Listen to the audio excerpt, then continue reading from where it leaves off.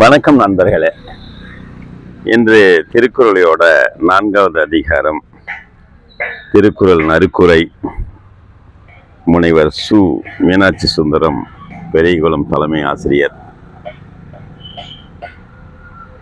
அதிகாரம் 4, அரண் வலியுறுத்தல். சிறப்பு ஈனும் செல்வமும் ஈனும் அறத்தின் ஊங்க ஆக்கம் எவனோ உயிர்க்கு. சிறப்பையும் செல்வத்தையும் அளிக்கும் அறம். அறத்தின் உங்க ஆக்கம் இல்லை, அதனையும் மறத்தலில் ஊங்கில்லை கேடு. அறம் செய்தால் ஆக்கம் தரும், மறந்தால் அழிவு தரும்.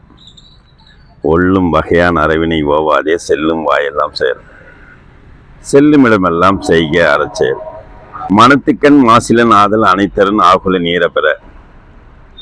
பேரறம் என்பது மனதில் குற்றமில்லாதிருத்தல்.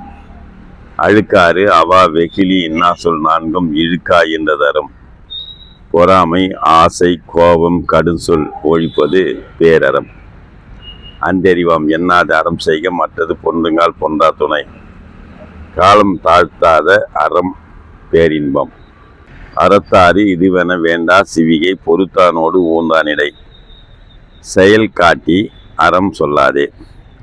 வீணால் படாமை நல்றாற்றின் அஃதொருவன், வாழ்நாள் வழியடைக்கும் கல். பிறவி இல்லை தொடர்ந்து அறம் செய்தால். அறத்தான் வருவதே இன்பம், மற்றெல்லாம் புறத்த புகழும் இல. அறத்தால் வரும் இன்பம் புகழ் மட்டுமே நிலைக்கும். செயற்பால தோறும் அரணே ஒருவருக்கு, உயர்பால தோறும் பழி. செய்க அறம் செய்யற்க பழி. நன்றி, வணக்கம், வாழ்த்துக்கள்.